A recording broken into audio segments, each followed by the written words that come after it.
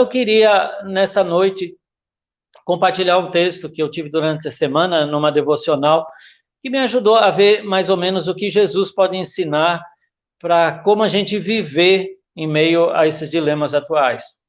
Esse texto está lá em Mateus, capítulo 17, versículo 24 a 27.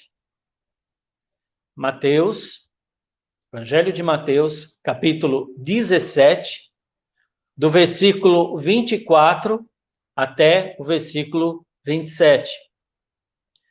É um texto, eu acho muito atual, a gente ver como que Jesus pode nos ajudar a viver em meio desses dilemas que nós temos vivido.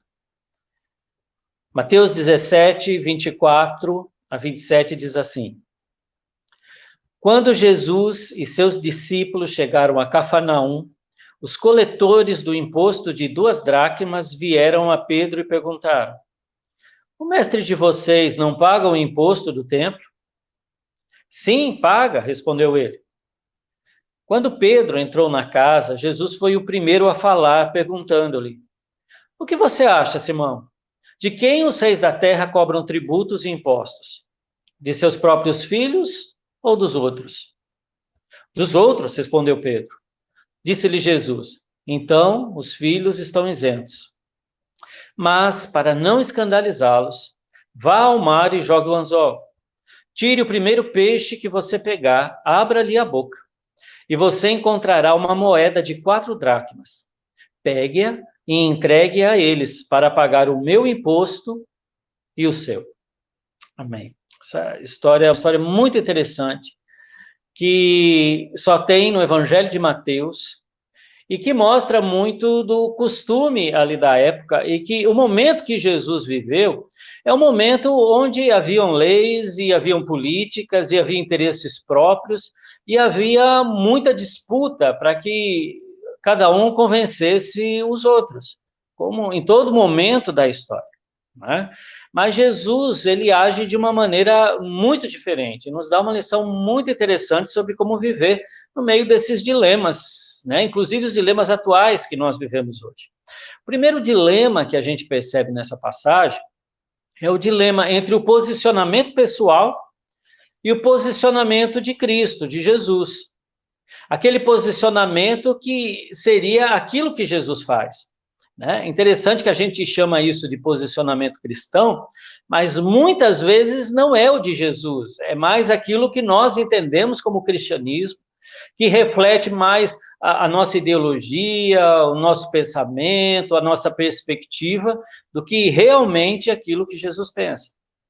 Eu acredito que todo mundo lembra daquele livro Em que Meus Passos Faria Jesus, que nos ensina a todo momento perguntar, se Jesus estivesse aqui, o que Jesus faria?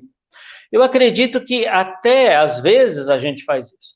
O problema é que aquilo que nós achamos que Jesus faria, às vezes está muito mais parecido com o nosso pensamento, nosso ponto de vista, do que realmente o ponto de vista de Jesus. E o que a gente percebe aqui nesse texto é esse dilema, que é muito visível aqui. Algumas pessoas chegam para Pedro e falam: Pedro, seu mestre não paga os impostos do templo? Isso, né, a gente sabe que existia, era uma coisa assim, que havia muito tempo, tem a sua base, inclusive na Bíblia, lá em Êxodo, capítulo 30, que todo jovem judeu, quando completava 20 anos, ele devia pagar um imposto ao templo. Esse imposto eram 2 dracmas, na época de Jesus, era esse o valor, e anualmente ele tinha que ir lá e depositar e pagar esse imposto, e as pessoas recolhiam, e Jesus não tinha pago ainda, isso era mais ou menos no mês de março, e havia essa coleta. E quando eles perguntaram para Pedro, falando: e o seu mestre? Pedro tinha uma resposta pronta já. Pedro já tinha um posicionamento muito claro quanto a isso. E um posicionamento baseado na tradição judaica que estava prevista no Antigo Testamento. E ele disse: sim, paga. É claro que ele paga, sem nem mesmo consultar Jesus e não procurar saber o que Jesus pensava a respeito. E quando nós lemos o texto, a gente percebe que o pensamento de Jesus era outro. que havia uma diferença daquilo que para Pedro era muito claro, muito óbvio, daquilo que Jesus pensava. Esse é um dilema atual, porque muitas vezes nós nos posicionamos e nós brigamos por alguns pontos que talvez não sejam o mesmo de Jesus, seja muito mais aquilo que nós achamos, que nós cremos e acreditamos e estamos dispostos a brigar com unhas e dentes, a fazer valer a nossa opinião, a nossa interpretação que nós achamos diante dos outros. Mas olha só, Jesus não agiu como nós agiríamos nesse momento, não. Jesus, ele não apenas sabia a resposta correta, que nós podemos ver que é diferente da de Pedro, mas a gente percebe com esse texto que Jesus sabia da conversa que Pedro tinha tido. Quando a gente olha aqui no versículo 25, Pedro responde 5 paga, daí quando Pedro entra na casa, diz aqui que Jesus foi o primeiro a falar. Antes que Pedro expressasse o assunto, colocasse a discussão na mesa, Jesus toma a frente e Jesus faz a pergunta para ele. Ou seja, Jesus sabia da conversa que Pedro tinha tido.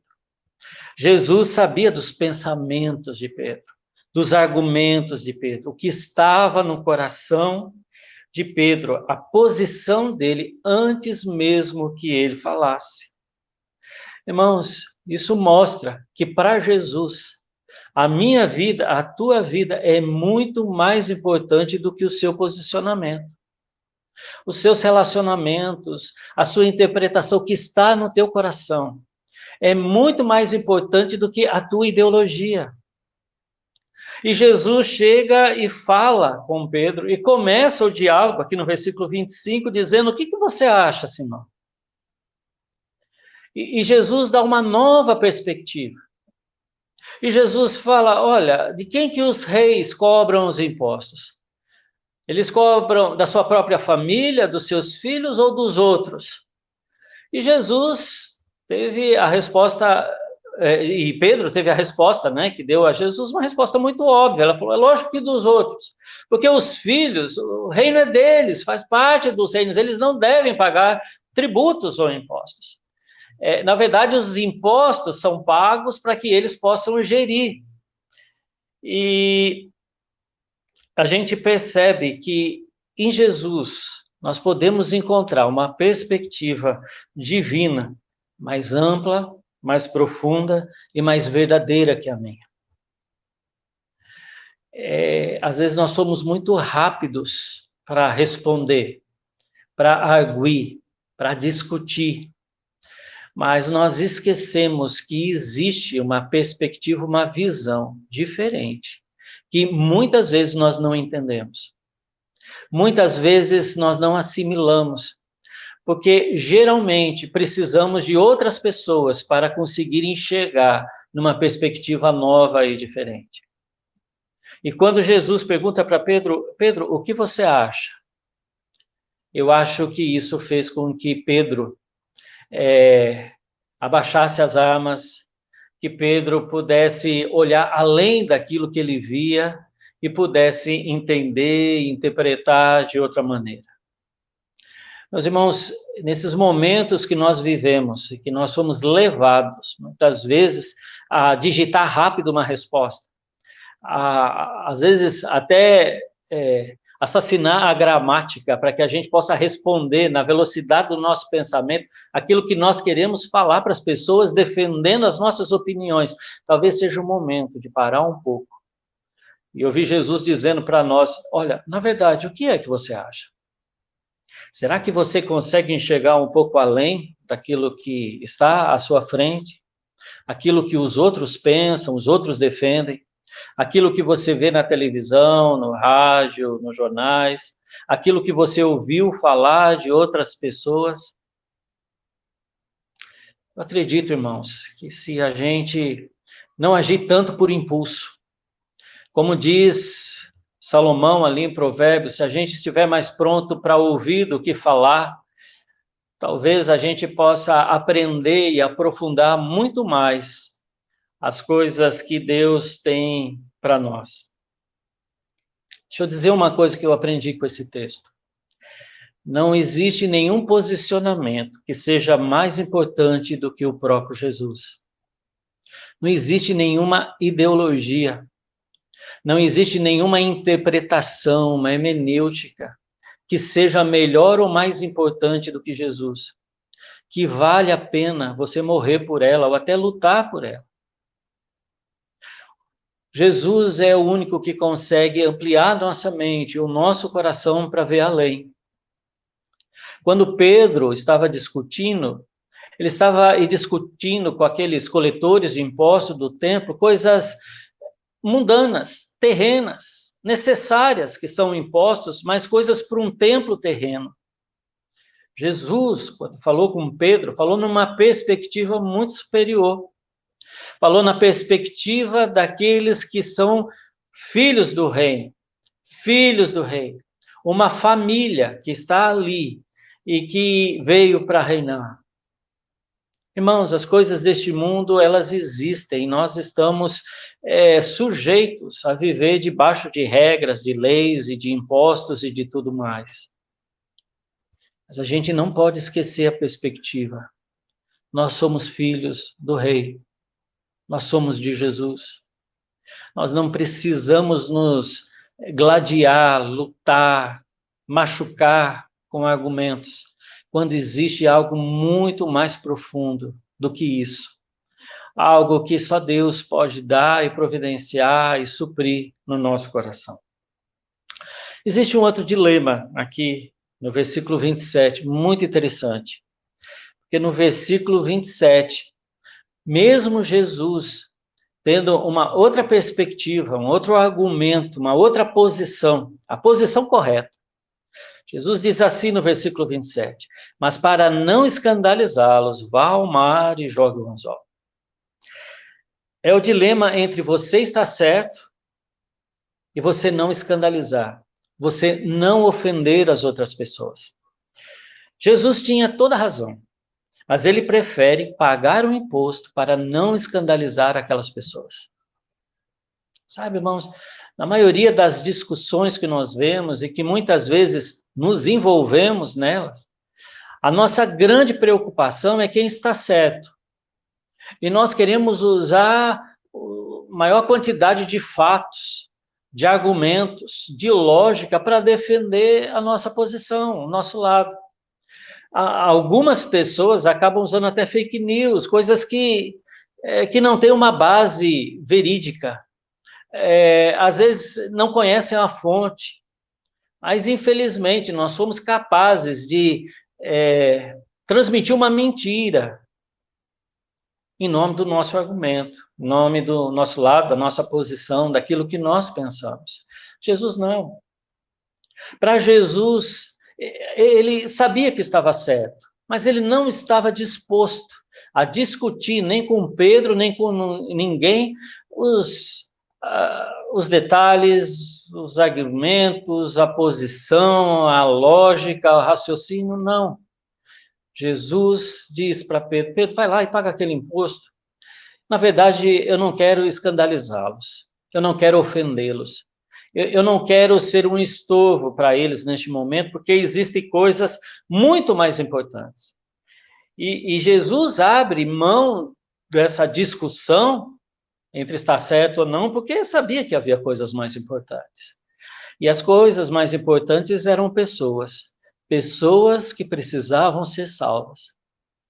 E Jesus sabia que essa não era a discussão que ele devia entrar.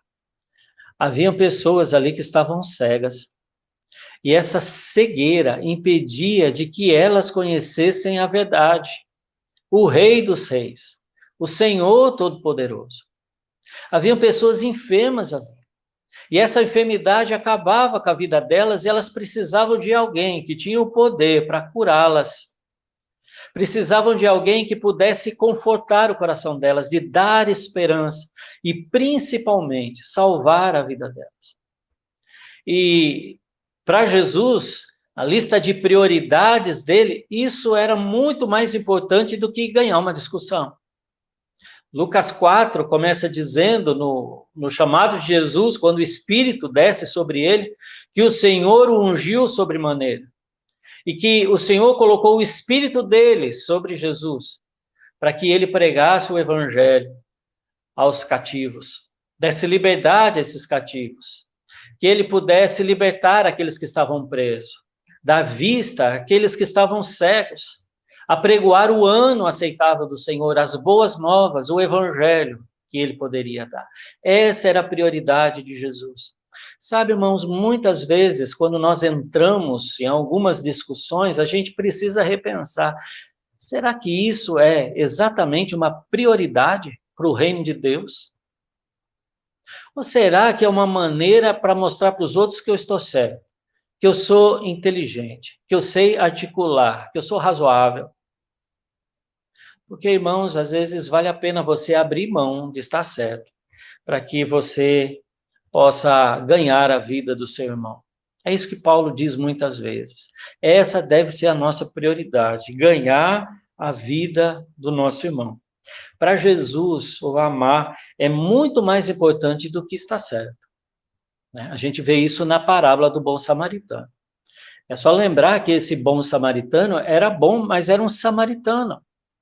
E o samaritano era aquela pessoa que tinha doutrinas erradas, tinha perspectivas erradas, que não esperava em Jesus o Messias. Aliás, eles adoravam em outros lugares, em Gerezim, eles tinham outro culto, eram separatistas. Um judeu achava uma abominação estar junto com um samaritano.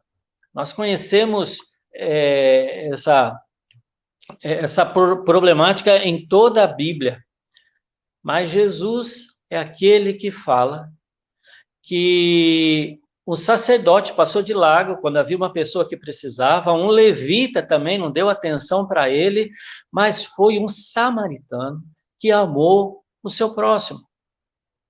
Foi esse samaritano que pensava e interpretava a lei de maneira errada, que realmente cumpriu a lei amando o próximo, cuidando dele.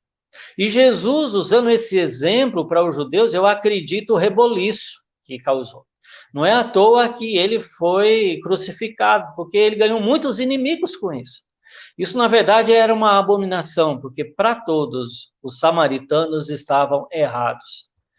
Mas Jesus nos ensina que amar, ele é muito mais importante do que você estar certo. É lógico que a verdade é aquela que liberta, nós devemos buscar a verdade, Jesus é a nossa verdade, mas, irmãos, há razões pelas quais não vale a pena você brigar, porque você vai afastar mais as pessoas de Deus do que aproximá-las de Deus. E nesse momento, o amor fala muito mais alto do que qualquer argumento. E é isso que Jesus nos mostra. Nós não vencemos o mal com a lógica, com argumento, com raciocínio, com sofismas. Paulo vai dizer lá em 2 Coríntios, capítulo 10, versículo 3 e 4, que nós não devemos usar as armas carnais. Diz lá, pois embora vivamos como homens, nós não lutamos segundo os padrões humanos. As armas com as quais lutamos não são humanas, pelo contrário, são poderosas em Deus para destruir fortalezas. É assim que a gente vence o mal. Não são com as armas humanas do raciocínio, da lógica. Paulo vai dizer mais para frente, lá em Romanos, capítulo 12, versículo 20 e 21, que nós vencemos o mal com o bem. É o que ele diz assim, pelo contrário, se o seu inimigo tiver fome, dele de comer. Se tiver sede, dele de beber. Fazendo isso, você amontoará brasas vivas sobre a cabeça dele. Não se deixem vencer pelo mal, mas vençam o mal com o bem. Não sei até que ponto você está envolvido com as discussões que estão por aí, com alguma teoria, né, que você tenha, ou alguma coisa de que está tudo perdido, ou que você precisa entrar numa revolução para que você consiga imprimir o seu pensamento, você precisa se juntar com aquelas pessoas que pensam como você e ir para a guerra. Meu irmão, talvez uma boa dica que a gente pode aprender com esse texto é que na próxima discussão que você tiver no Facebook, no WhatsApp, talvez seja momento de você perguntar para aquela pessoa que pensa diferente de você: você está precisando de alguma coisa? Eu posso te ajudar? Eu posso orar por você? Como é que está a sua esperança? Você sabe como tudo isso vai acabar e o que realmente importa?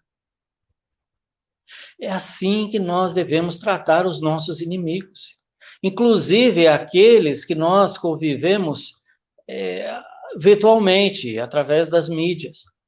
E eu acredito que se nós começarmos, se nós agirmos dessa maneira, talvez a gente possa ser aquele pontinho brilhante, a gente pode ser aquela luz que brilha no meio da escuridão, a gente pode ser aquele porto seguro, onde as pessoas vão reconhecer que ainda há esperança, ainda há um lugar de tranquilidade e sossego no meio dessa agitação toda, ainda há paz no meio da guerra. Terceiro ponto que a gente percebe aqui, que é muito importante também para os nossos dilemas atuais, que é aquele dilema entre a provisão natural, como é que eu vou pagar esse imposto, e o sobrenatural, que Deus proporciona para nós. Interessante que Jesus, ele dá um desafio para Pedro. Fala: pois bem, Pedro, já que você disse que eu pago, então estamos nós dois agora nesse barco, né? Inclusive era comum eles pagarem esse imposto em dupla, porque a moeda, o stater, como diz aqui o texto, a moeda que valia 4 dracmas, ela servia muito bem para pagar o imposto para 2 pessoas, porque cada um precisava pagar 2 dracmas. E Jesus disse para Pedro: muito bem, Pedro, você tem uma tarefa agora. Você vai agora pescar, vai lançar o seu anzol, e o primeiro peixe que você pegar, você vai ver ali na boca dele uma moeda que vai ser o suficiente para pagar o teu imposto e o meu imposto também. Em outras palavras, Jesus está convocando aqui as habilidades e os potenciais de Pedro, porque Pedro era um pescador. Se tinha uma maneira que ele conseguia ganhar o pão dele antes de seguir a Jesus, antes de ser um pescador de homens, era sendo pescador de peixes. E Pedro era bom nisso, esse era o trabalho, a profissão dele, ser pescador. E é exatamente isso que Jesus disse para ele: muito bem, é isso que você sabe fazer, Pedro, é o que você vai fazer agora. Vai lá, pega o teu anzol, vai lá pescar. Irmãos, Deus, ele quer nos usar naquilo que ele nos capacitou.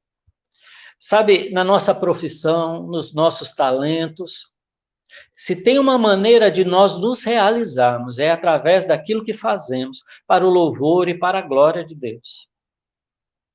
A Bíblia diz que, inclusive, a nossa vontade, ela vem de Deus. Deus, ele nos dá a vontade para fazermos aquilo que ele quer. Sabe aquele seu desejo, aquele seu propósito de vida? Sabe aquela tua vontade que você tem de fazer, de abençoar? E pode ser de várias maneiras. Em muitas pessoas, isso se expressa através da sua profissão, daquilo que ela gosta de fazer, daquilo que ela realiza. Irmãos, e Deus nos chama para fazermos aquilo que nós podemos fazer. Aquilo que Ele abriu a porta para que façamos. E tudo que você fizer, você deve fazer para a glória de Deus, para que o nome de Deus seja glorificado na sua vida. Irmãos, não tem coisa melhor do que isso. Deus não nos chama para cruzarmos o braço. Deus nos chama para trabalhar. Ainda que seja dar nome para os animais, como Adão teve. Lavrar a terra, trabalhar nela, arar, administrar. Não sei qual é o trabalho que Deus tem dado para você, mas uma coisa eu sei: faça. Nesse momento que nós estamos, de certa maneira, limitados por causa desse isolamento social, irmãos, use a criatividade. Talvez seja a oportunidade que Deus está te dando para descobrir novos talentos, novos potenciais na sua vida. Talvez seja o momento para você escrever aquele livro. Talvez seja o momento para você fazer aquela faxina geral, talvez seja aquele momento para você encontrar velhos amigos, talvez seja aquele momento para fazer um curso à distância novo. Deus vai estar direcionando, mas uma coisa é a vontade que Ele criou em você precisa ser colocada em prática. Você precisa agir, você precisa fazer alguma coisa. Mas graças a Deus que nós percebemos aqui nesse texto que nós não dependemos apenas da provisão natural. Isso nos diferencia. O que nós percebemos e aprendemos é que nós podemos contar com o milagre de Deus, com a provisão divina, com o sobrenatural. Porque imagina só, o peixe com uma moeda dentro da boca. Como isso pode acontecer? Aquele primeiro peixe que Pedro vai pescar é o peixe que tem uma moeda dentro da boca. Qual a probabilidade disso? Qual a estatística para que isso aconteça? Ou seja, é totalmente e absolutamente fora da curva. Impossível disso acontecer. Mas o milagre nada mais é do que essas coincidências impossíveis acontecendo e fazendo com que tudo coopere para o nosso bem. Esse é o milagre. Esse é o milagre. E é o milagre que nós podemos confiar. Porque Deus age assim, Deus multiplica os pães. 5 pães e 2 peixinhos alimentam milhares de pessoas e sobra ainda. Deus pega aquele pouquinho natural, que não tem quase nada, e multiplica sobrenaturalmente, de uma maneira divina, que só Ele pode fazer. No Antigo Testamento, a gente vê Deus usando corvos para fazer um delivery, para entregar carne para Elias. É um absurdo, porque os corvos se alimentam da carne, mas esses não, esses são como corvobóis, não sei que nome que a gente daria. Eles acham Elias e no primeiro iFood da história vão lá e entregam a carne para Elias, e Elias é alimentado no meio do deserto, com carne, através de corvos. Você já pensou nisso? A Bíblia fala que Deus faz chover pão do céu, no deserto, o maná. Coisa mais absurda, porque não chovia nem água, mas Deus faz chover pão. E o pão suficiente para alimentar milhares de pessoas. E diariamente, Deus faz isso, menos no sábado. Mas no resto chove pão e alimenta eles durante 40 anos. Deus multiplica o azeite de uma viúva com vasilhas emprestadas. E é interessante isso, porque as vasilhas, Deus não cria do nada. Ele podia fazer. Mas pedir vasilha emprestada era uma tarefa daquela mulher, uma tarefa muito natural. E eu confesso que muito constrangedora. Mas ela vai de porta em porta, de casa em casa, pedindo vasilhas. E o azeite se multiplica na mesma proporção de vasilhas emprestadas que ela consegue. Existe algo de natural que nós devemos e podemos fazer. Mas não podemos esquecer do sobrenatural de Deus, que vai além da nossa lógica, da nossa razão, da nossa expectativa, porque Ele é poderoso para fazer infinitamente mais do que pedimos, pensamos, cremos e até raciocinamos.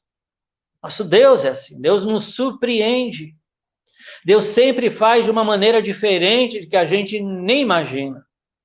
Eu poderia aqui contar inúmeras experiências, como eu creio que cada um que já serviu a Deus teria experiências para contar de coisas maravilhosas e surpreendentes que Deus já fez na nossa vida. Esse é o Deus que nós seguimos. Eu lembro uma frase de Benjamin Franklin, que ele diz que nada é mais certo neste mundo do que a morte e impostos, que é uma realidade. Todos nós pagamos impostos. É o caso que Pedro teve que enfrentar. Mas nós temos a certeza de que Deus que nós temos é o Deus que cuida de nós. Eu creio que muitos irmãos estão passando por dificuldades. Dificuldades financeiras, dificuldades de sobrevivência até. E se a gente for olhar a questão dos noticiários, de probabilidade, de perspectivas da nossa economia, é capaz a gente ficar deprimido. Mas, irmãos, nosso Deus é um Deus que cuida de nós.